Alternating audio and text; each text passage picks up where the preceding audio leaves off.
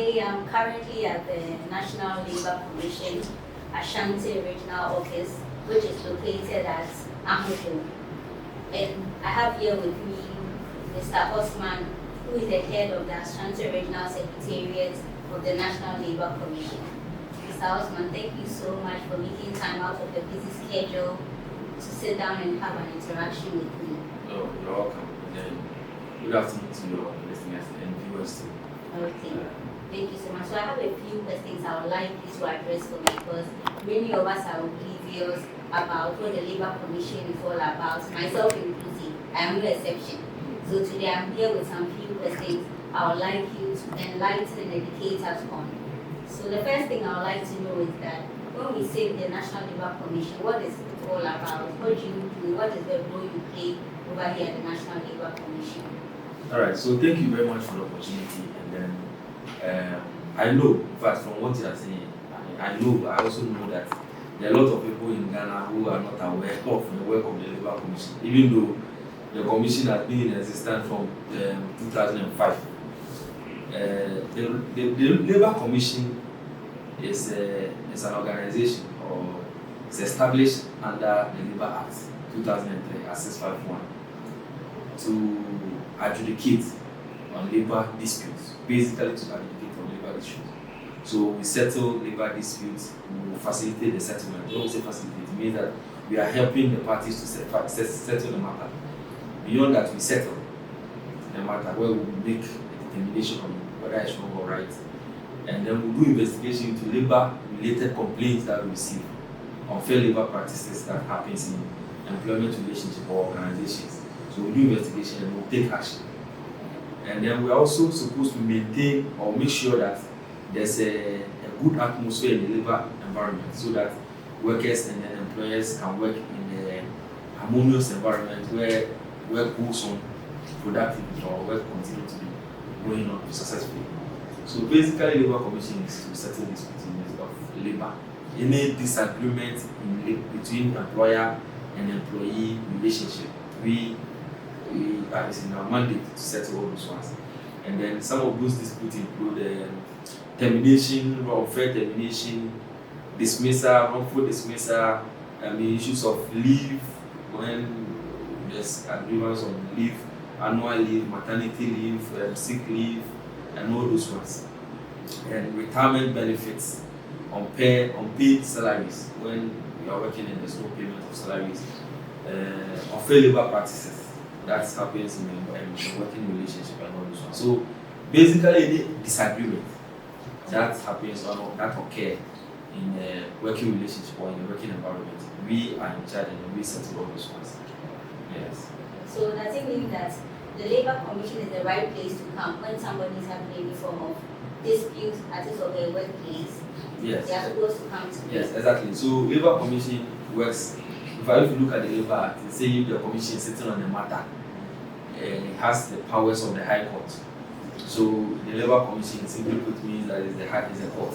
Okay. So we sit on the matter, we make determination, we make decision. The decision is equal to a decision of the High Court. And so if the Labour Commission makes a decision, you can't go back to the High Court and say that the Labour Commission made a decision. They will not mind you. The best place you can go if you don't agree, you disagree with our decision, you can go to the appeals court where you appeal to the decision. So the Labour Commission works at the court. So whatever dispute you have, you can lodge it here and then go through the process with your facts and all those your evidence that you have in relation to your case that you have. So Labour Commission is the right place to come when you have any disagreement in relation to the terms and conditions of service. Okay. Thank you so much for that. And then I also want us to narrow our discussions when it comes to employment of people with disabilities or people with special needs. I would like to put it that way. Yes. So I was also going through the Labour Act 651, and it talks about people with disabilities registering at a center in order for them to gain a form of employment.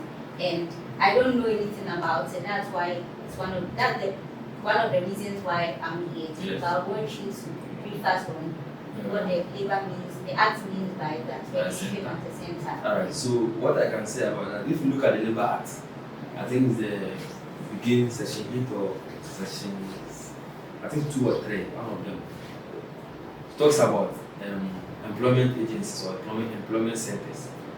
There's public employment agencies or center, and then there's private employment agencies. The public employment agency or center, employment center, is managed by the Labor Department. So it is a center under the Labor Department where employees, whether workers and employees, go there to register with the Labor Department. So what happens is that if you're a worker or you're an employee, you are looking for a job, you go, you register, give them your details, you take it. Employers also go there looking for workers. Okay. So they also go register, and then the Labor Department, the officers who are in charge of the center, do the matching.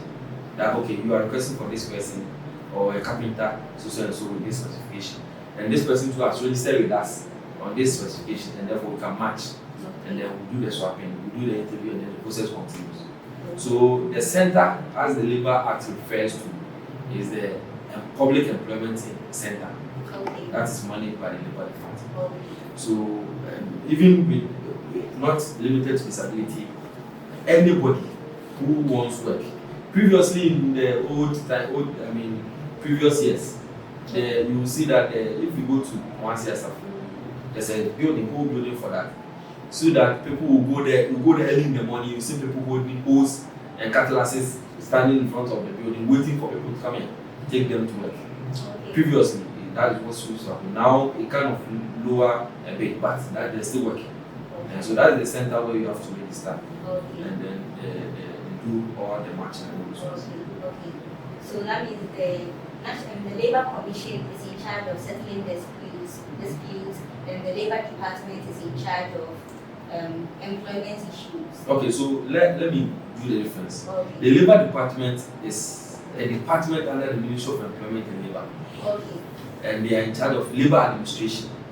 It includes doing inspections. They go to organizations, do inspection, and make sure that the workers work under a favourable condition. They have all the protective covers and all those. They make sure that they have terms and conditions. The contract of employment is clear, and everything is in accordance with what the law provides for.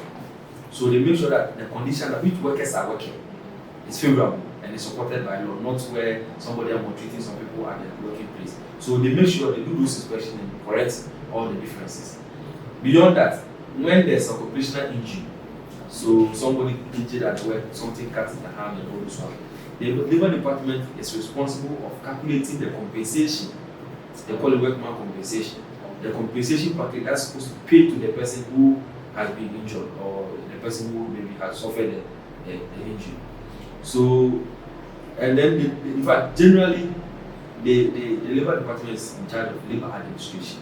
Okay. So there's the Public Domestic Workers Act, which demands that any person, domestic workers, if you take any person as a gardener or cleaner in your house, you are supposed to register that you have employed this person with deposit the contract of that employment to the Labour Department or the Labour Officer, Major Labour or Chief Labour Officer. And then, so the Labour Department is generally Labour Administration. Now the Labour Commission specifically is about settling disputes of labour. Okay. So issues of disagreements, we don't go to Labour Department, we come specifically to Labour Commission so that we settle it. Okay. So it's all about, it's like a court. Okay. Labour Department is a court, that's the difference. Okay. Even though we are all under the Ministry of Labour and Employment, the Labour Commission is not subject to control of any authority or body. Okay. So it's like a court, as I said. So when we sit to make a determination or to make a case, nobody will influence us and say, oh, no, you do it this way or do it that way. We determine, the committee or the commission sit on it and determine how it's supposed to be or what it's supposed to be in accordance with the law and the practice in the country. Okay. Yes. So that's the difference. That's the slight part. That's the difference. Okay. Okay. Then I'm sure the next question I'll be asking also has to do with the Labour Department. Okay. But I still want to ask, probably, I know you might have a little insight on that as well. So my next question is concerning the special incentives people with disabilities are supposed to enjoy. The first question I would like to ask is, with regards to employers, people who employ employers who employ people with disabilities. Yes. They are supposed to enjoy certain benefits or incentives when it comes to after they've employed somebody with a disability. Can you give me a little bit of? Yes. So as you rightly said, it's the mandate of the center or the labor department. But what I know is that this is an application you have to make. So if you're an employer and you are employing, because the Labor Act requires that if you employ a person with disability, you write to notify the center or the minister. So it is writing to that, and if you have a request for something, so usually the incentive will be tax. Maybe the minister can make no provision tax in relation to the tax you pay. They do some adjustment and all those ones. So it depends on your organization and what they think they can do to help you. Okay. So you apply. Okay. Or you notify the center through the minister to the minister, and then the minister will consider and see how best they can. Okay. So it's through application. Okay. Basically that. So it means if the employer doesn't apply, the person doesn't enjoy any form of benefits. So for example, I have a sister who is not, is special needs, and he has been employed in the ABC company. Okay. Now, if the ABC hasn't written to labor department or the center to notify that they have employed my sister, they will not be able to know. Okay. To say that okay, we will do this. Maybe ABC is also doing well, that they even want to give labor department money, or rather support labor department instead of they giving support. So if you don't request for that, okay, you are employed to send so number of people, special needs persons, and therefore you want this help in this form. I don't think they will be able to just automatically go and then come and help you. So it's all about applying for, and then the minister will, look at the situation and see how best they can help based on what the law provides for. And my last question is, since the commission is in charge of settling disputes and any form of disagreement between the employer and the employee, or maybe a working environment, I want to know when maybe an employer employs somebody with special needs, in the agreement they have, that is the contract, is it necessary or mandatory for them to include transportation facilities or transport facilities for them, or like maybe something to support them when it comes to transport? Okay. Like a commission, like when it comes to transport. Alright, so the law talks about the contract of employment, the particulars, and then it says that even though there's a special need person, you employ a special need person, the terms and conditions should be in conformity with those who don't have special needs. It should be. The law is not specifically stating that give the person transportation, but if you come to the public service, there's category 2, 3 allowances that is paid to persons with disability. So I think they call it physical challenge allowance. Okay. Or transportation allowance, physical challenge transportation allowance. Okay. So it's paid, I think, based on percentage of your base pay. Okay. Where they pay to you, it's part of it. And then there's a physical challenge guide that they pay the percentage. The law is not specifically stating that pay percentage or transportation allowance in the private sector. Okay. But the law says that any thing or any service that the person will need to enable the person to do the work, the special need person will need to enable the person to do the work that is being appointed for, the employer must provide. Okay. You get it? So if you are being employed and you are supposed to stay at somewhere that is far, the employer should be in a position to provide their transportation, because you don't take that small salary and then use it to transport yourself in and out. That should be in the responsibility of the employer. But it's not clearly that pay this amount of money or pay transportation, but it's part of it. That's why in public service it's part of our conditions or category 2, category 3 allowances for public service. Okay, so it's mandatory for the public sector, yes, but not for the private. That, as I said, the law doesn't specifically state that give the person transportation allowance, feeding allowance, medical allowance. But the law says that any service or anything that the person will need to help the person to enable the person to do the work that is being appointed or employed for. The employer is supposed to provide, or the employer must provide. So if it requires that transportation, there should be an agreement. Because you know, in a working relationship or in a working environment, it's a offer acceptance relationship, or me and you, I give you offer. This is the terms A, B, C, D. This is what I can pay for. If you want to, then you go and consider. Okay, this I can do it, and I accept, and then come. So based on the work, because if you push people to say they should pay allowances, and maybe they provide hostels or maybe bungalows for people, what allowance do they provide again? So the law is not specifically on those ones, but it says that any condition or any term that will help the worker or the person with special need to enable him to do the work must be provided. Yes. Okay. So don't you think that with that, people with special needs, employers will not be really motivated to employ people with special needs because it comes with extra costs? Exactly. That's why I'm saying that the law doesn't really state it, because if the law gives it that you pay transportation by force, that means that that's where the extra cost comes in. Yes. And so employers will not have the interest to be employing people with special needs, because if you employ if you trying to help the situation or the community by employing people with special needs, you are supposed to incur more expense. So we will ignore them and go and take people without special needs, and then they will employ those. So the law is not specific, but if the condition requires that you give this to the person to enable the person to do the work, you must do that. Okay. But it's all about also agreement and acceptance.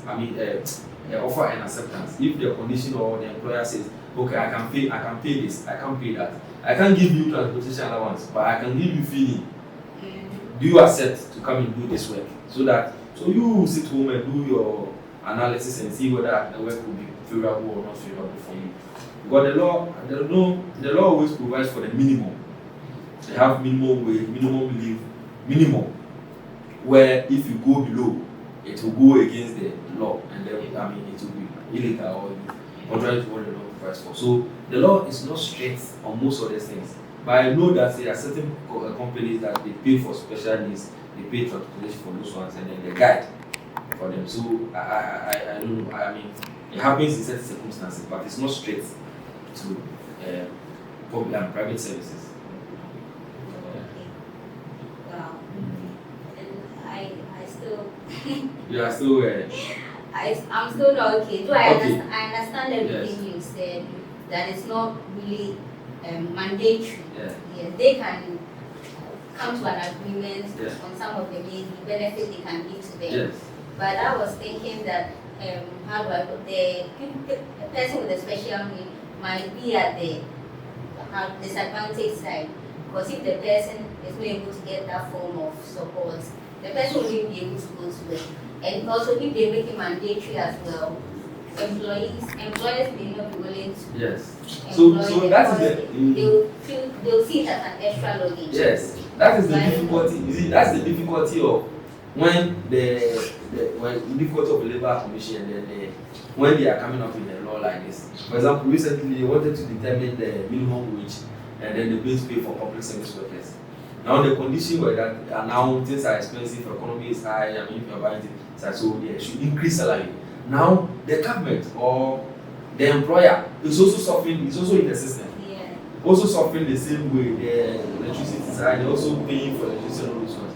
So the cost for him is also high. Yes. So if you say you are increasing your salary, how do I pay? Because myself I have extra costs that I have to pay. So it is being between.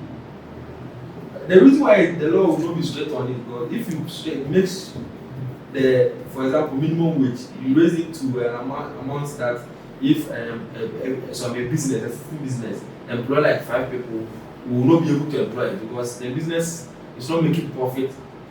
You see, there are different types of businesses. Some businesses make profits more, some don't make more profit. And so, if you make it mandatory that the minimum wage is at a certain higher level, then those who don't make more profit means that they have to close down the business and terminate the employment of those they are working with. How do you, you set that kind of standard, it means that a lot of people will go out of work.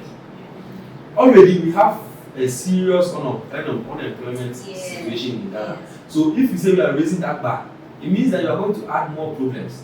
So you set the bar that will be minimum. Okay. That the employer shouldn't go below, but can go above. So you can set a minimum standard of like it says there 14.88 currently 2023 as the minimum daily wage. If you do the calculation, it will amount to 400 and something in a month to 500 cedis. So if an employer decides to pay somebody 1,000 cedis, it's above and it's good. So depending on your business, you know that I will be able to pay 1,000 or I will not be able to pay, but I can pay the minimum, so I'm paying the minimum. You get it? And so the law will not give you higher standard to make sure that the system is break down or something like that. It will give you that you are supposed to make sure that the people, a person with special needs, is supposed to take care of them. Okay. So if you have the means, because it's in the employment relation, nobody will force somebody to employ somebody. Okay. It's the employer giving an offer to come and be a secretary. This is the amount of money I will pay as salary. This is the allowances I will pay, feeding and all those ones. If you accept, fine. Or I will not be paying this allowance, I will pay this one. And when you come to it, we will be providing food. If you accept. So it's about offer and acceptance. So depending on the condition, if you feel that you have to accept, that is fine. The law will not give straight. Because if you straight, maybe you might break the whole system. And so because the law will want to play a balance, make sure that it's fair, and then the country continue to move on. Yes. So what do you think can be the way forward? Because as you were saying that when an employer employs somebody with special needs, they are supposed to register at the at the employment center. Make them aware that if you employ somebody with special needs, and that also comes with some benefits like maybe some tax reductions, yes. And I think, don't you think that with all those relief, they can use that to also support them? Yes, yes, I believe that if this one that we are talking about, most employers don't know about it. Okay, that's true. So they don't know that if you employ somebody, so you have to notify the minister, and then the minister will find a way whether there's a request. If you want help, they will help you do cut tax reliefs and all those ones. So most people don't do. But if you do, then the minister will consider and see if it's appropriate to provide you. It will be provided. Because so I don't think it's complicated or it's difficult. It's normal. But in the public service, the government we are all part of the government. The country is for all of us.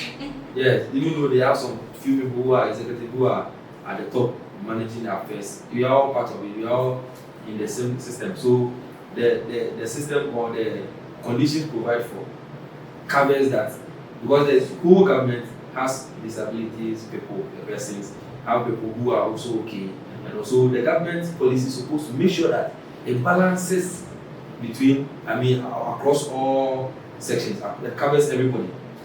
So that is why we have the category 2, category 3 allowance. If you look at the allowances, beyond the category 2 came in after the single spine salary strata. So the single spine gives a base pay for everybody. That's the basic salary everybody is taking. Now, because of where you will be working and how you be working or who you are, that category 2-3 provides for extra allowances that should be provided to you. Okay. There's transportation allowances, I already said, for special, people with physically challenged and transportation. They give 20% of the basic salary. So if you are taking an amount of money, 20% of that should be paid to you as an allowance of transportation allowance. Beyond that, there's a physically challenged guide. Because you need a guide, you need somebody to be happy and all that. Those ones, it's another allowance that is paid to you. Because the law should be, it covers everybody.